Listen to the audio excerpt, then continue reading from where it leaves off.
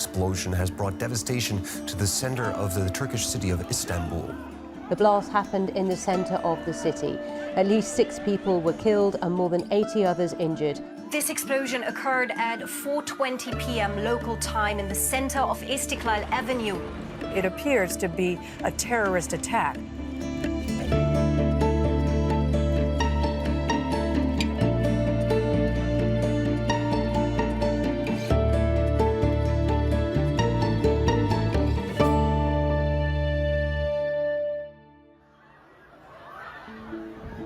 It was an explosion that tore families apart on what should have been an otherwise uneventful day on November 13th.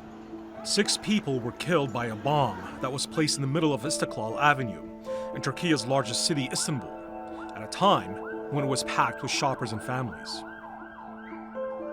The likely culprit was a terror group little understood by many in the West, but all too familiar for a country that has been locked in a bitter 4-decade battle against it. The terror attack inevitably is intertwined with the complex geopolitics of the region. Though far from the battlefields of Syria and the lawless remote mountains of northern Iraq, Istanbul has become a target for extremists over the years who have tried, but failed, to bring the city to its knees. Nonetheless, the human toll is real. The victims of terror on Istiklal on November 13th had their whole lives ahead of them, and surviving family members were determined to tell their story and keep their memory alive. And so we traveled deep into the Asian side of Istanbul to speak with Nurettin, the father of one of the victims. 15-year-old Yağmur was killed alongside her mother Arzu in the Istiklal bombing. Yağmur translates to rain in English, and it was on a rainy Istanbul evening that Nurettin, despite the anguish and shock, agreed to sit down with us. Yani düşünün, bir gün önce konuştuğunuz çocuğunuzun bir gün sonra böyle bir patlamada hayatını kaybettiğini öğreniyorsunuz. İçinizden tabii o anda inanmak gelmiyor. Her ne kadar bunun gerçek olduğunu duysanız da, işitsiniz de siz yürekten inanamıyorsunuz, inanmak istemiyorsunuz. Çok zor bir olaydı yani. Böyle bir düşünceye hiç sahip olmadım yani. Böyle bir şeyden korkum yoktu yani. Hani bir yerde bomba patlayacak yani. Bizi mi bulur yani böyle bir şey falan gibi, böyle hiçbir şey düşünmüyordum. Çünkü biz o an, o günün tadını çıkarmıyor. O gün birlikte nasıl eğlenebiliriz? Onların hesabını yapıyorduk. Neşe içerisinde böyle şen şakrak bir gün geçirdik Yağmur'la beraber. Gel ona vur şimdi. Gel şuna. Benim yanımda olduğunda Yağmur'un başka bir dünyası yoktu.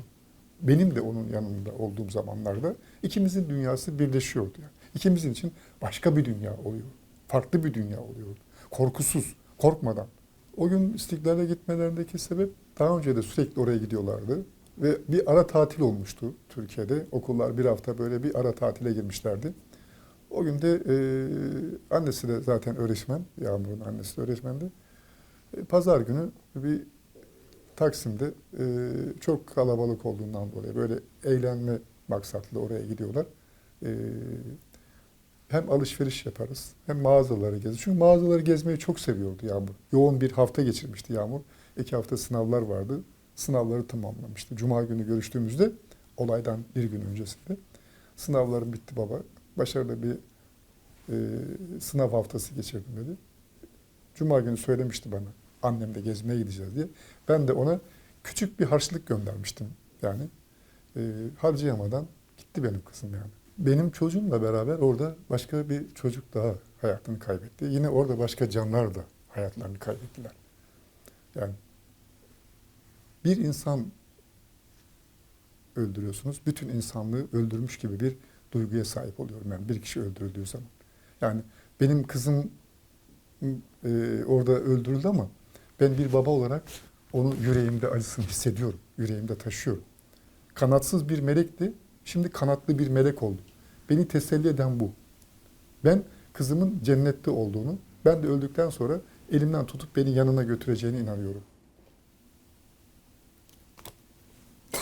What would you like the world to remember about your daughter?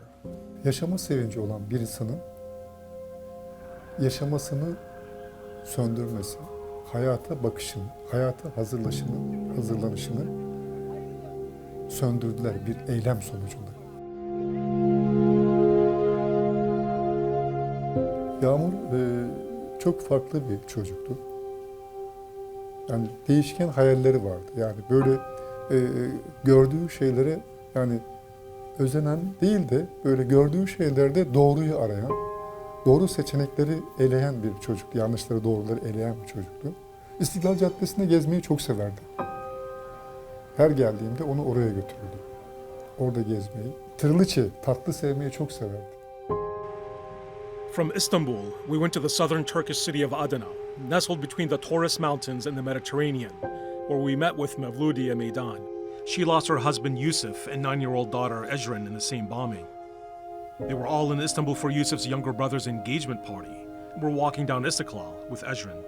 Mevludiye was holding the hands of her loved ones 1 second, and in the next, Ejrin and Yusuf were no more. Only she and her 5-year-old daughter Derin survived. A day that started off with joy had ended in horror. Benim küçük masum bebeğime ne yaptıklarını görsünler istiyorum. Saçları ipek gibiydi benim kızımın. Ben dokunmaya kıyamazdım, toprağa koydum. Ben dokunmaya kıyamazdım çocuğuma. Toprağa koydum ben yavrumu.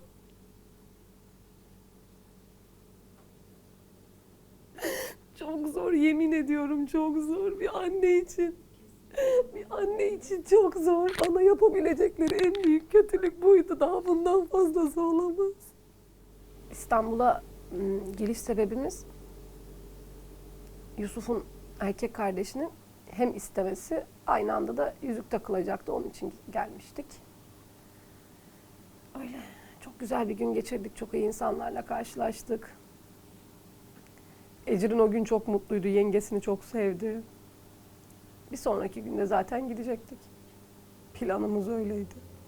Ama Ecrin, anne siz gezdiniz, ben de gezeceğim dedi. Biz ilk gün, cuma günü akşamüstü gezmiştik çünkü Yusuf'la biraz.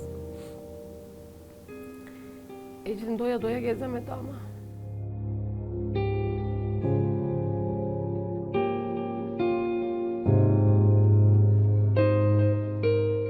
Kedileri sevebildi. O kadar. Ama morgun önünde kedi vardı. Uçağın önünde kedi vardı. Mezarlığında kedi vardı. Hep kedi vardı yani. Hep o sevdiği kediler yanındaydı. Güzel bebeğim. Şimdi cennette kedilerle oynuyordur. Resim de yapıyordur bol bol. Resim yapmayı çok severdi çünkü. Çok severdi resim yapmayı.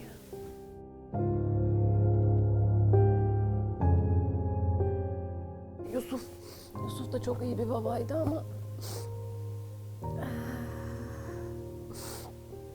o da çok iyi bir babaydı. Bir bilseler, o sokakta diyorum ya, o sokakta katledebilecekleri en masum insanı, 2 insanı öldürdüler. En masum.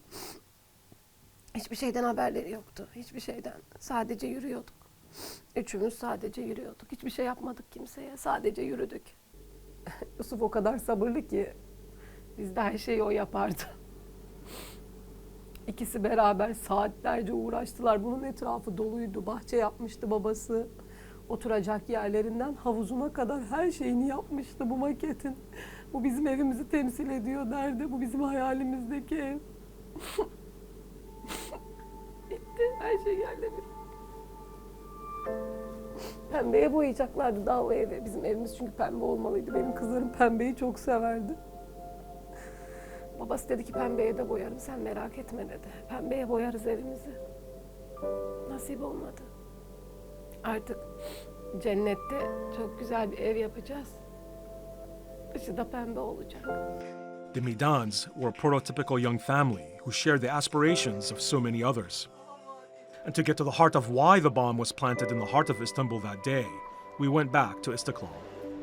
Istiklal is a cosmopolitan street full of life. Its name translates to independence. Formerly known as the Grande Rue de Pera, this is home to some of the city's most vibrant areas. Shops, restaurants, bars, churches, mosques, local tea houses, as well as various consulates.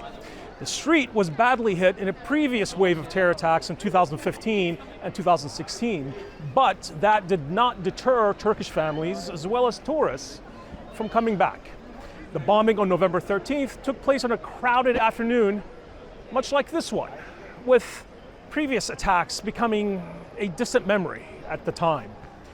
At least for now, with the blood washed away and the victims mourned, life is returning to some semblance of normalcy, with the calls for retribution growing. Turkish security officials believe the bombing was conducted by the PKK, a designated terror group that has been waging war against Turkey and killing tens of thousands of civilians in the process for the past 4 decades. The hardcore leadership of the PKK is believed to be operating out of an underground base in the Kandil Mountains in northern Iraq. While the affiliated Syrian branch of the PKK, known as the YPG, is believed to have given the orders for the bombing. They control this area in northern Syria in yellow. From there, the YPG has also launched a number of rocket attacks against Turkish border towns. The Turkish armed forces have responded with a mass barrage of artillery and airstrikes throughout northern Syria. But it's not likely to end there. I sat down with Murat Yeşiltaş, a prominent Turkish defense expert, to better understand the ongoing conflict. Walk us through where the order was given to place a bomb in Istiklal. There is a strong connection between PKK and YPG within the context of the this terrorist attack.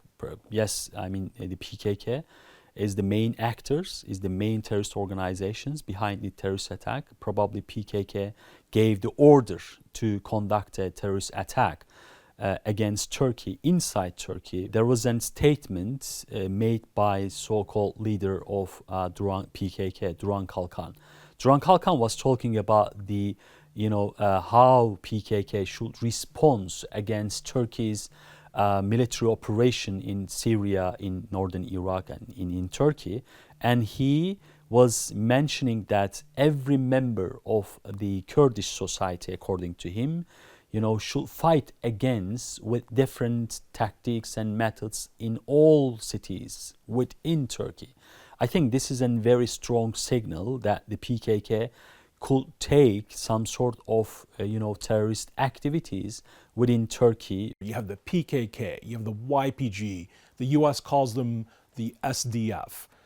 Help us understand a little bit the leadership structure here. You have the PKK in Kandil and the YPG in Syria. So how do those two connect, and how does that lead back to this bombing in Istiklal?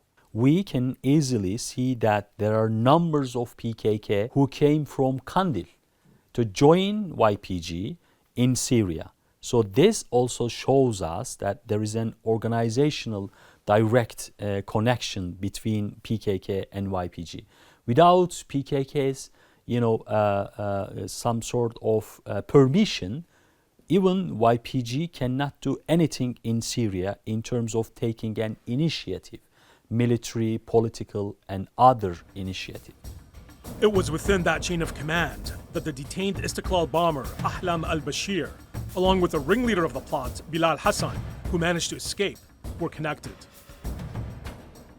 PKK is a Marxist, Leninist, Maoist organization, so they basically embrace all the aspect of this Marxist ideology. So they even believe that the democracy should be customized within the context of these ideological differences, and they therefore PKK create an amorphous ideology to justify so-called justification in the fighting against Turkey. They believe that this terrorist attack will bring some of the advantages to PKK in their fight, so-called fight against Turkey. So Dr. Murat, why now? Why would the YPG choose this time to place a bomb in Istanbul after so many years? Why would they launch a terror attack of this type at this moment in time? There are many reasons, but Turkey's drones activities on the ground in Syria is really important drivers for YPG's terrorist attack against Turkey. And of course, this is an interesting reasons for PKK, because PKK, PKK, I think, is desperate about this. drone attacks, these special operations, this special intelligence operation is really important in terms of new counter-terrorism strategy of Turkey. It directly punished the PKK. It undermined PKK's organizational cohesion, which eventually affect PKK's long-term strategy. The US says it still needs to partner with the YPG to fight the last remaining pockets of Daesh, also known as ISIS. While in northwest Syria, a Russian military base near the city of Tel Rifat offers the YPG safe haven in an area under the control of the regime of Bashar al-Assad. From there, the YPG has launched attacks against the Turkish military and Syrians living in opposition-held territory. Turkey is pressing the Russian military to abide by a previous agreement to push the YPG out of Tel Rifat. The YPG is viewed by Turkish authorities as posing an equal threat to that of the ISIS-Daesh terror group. We saw this cooperation between YPG and ISIS in Afrin. YPG strategically released ISIS members in the prisons which were under control of YPG during the operation in Afrin. So we are seeing the same thing right now in Al Hol camp. YPG is again releasing or is threatening to release ISIS members because of Turkey's airstrike or Turkey's military operation in Syria. The Al Hol camp in northeast Syria is technically under the guard of the YPG, with US forces close by. US Special Operations Command in 2016 rebranded the YPG under the name Syrian Democratic Forces, or SDF, to make it sound more acceptable for a wider audience. They got to work on their own branding. So we literally played back to them that you got to change your brand. What do you want to call yourself besides the YPG? And with about a day's notice, they declared that they were the Syrian Democratic Forces. Dutch researcher Rena Netjes has also extensively covered the YPG and researched its operations in Syria. She believes that the YPG has been rather successful in pushing disinformation regarding the real ideology and tactics. So you see a pattern here between this attack, terror attack in Istanbul, and what you've seen in northern Syria. It's the similar kind of attack, and such kind of attacks happen in northern Syria from SDF area on civilians many times, almost daily, even on IDP camps. I was there in October, that's 5-6 weeks ago, and when I was there also attacks happened, and we saw a few weeks ago also attack from SDF area on a market, on a shopping street in Azaz. 5 people got killed, IDPs by the way, and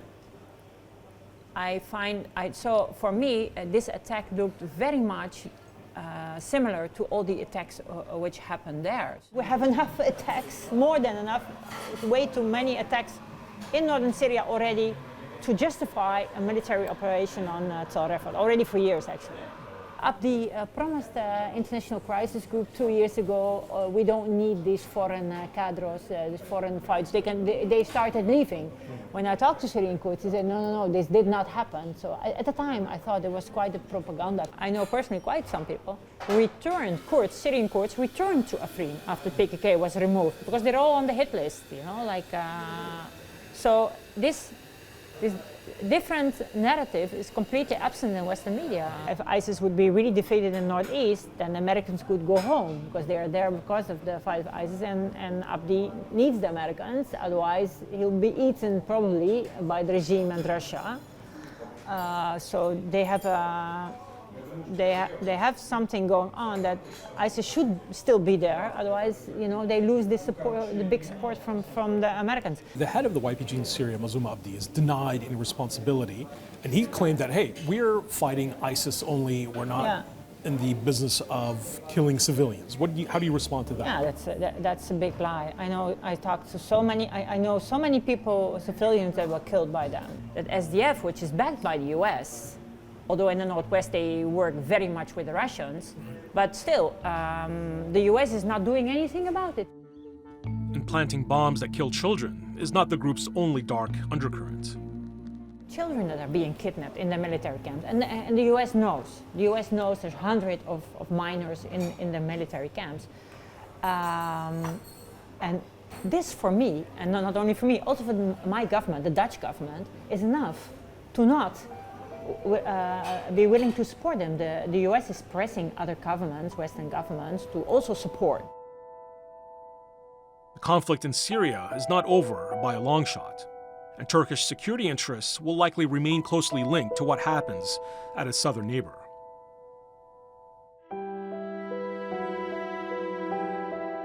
This used to be one of the most important cities in the ancient Near East. Carchemish has been settled almost continuously for a millennia. The armies of the Babylonian king fought his longtime rival, the Egyptian pharaoh, here, and the Romans built a city on this site that they called Europus. In 1920, on the formation of the Turkish Republic, the Turkish forces defeated the French military here. And fast forward nearly 100 years later, the Turkish army, alongside its Syrian partners, fought a battle in the Syrian city of Jarablus, right across the border wall here, where they defeated and expelled the terror group ISIS, also known as Daesh. But in this place, a different threat now faces the inhabitants of the city, who remain well within striking distance of the YPG's rockets.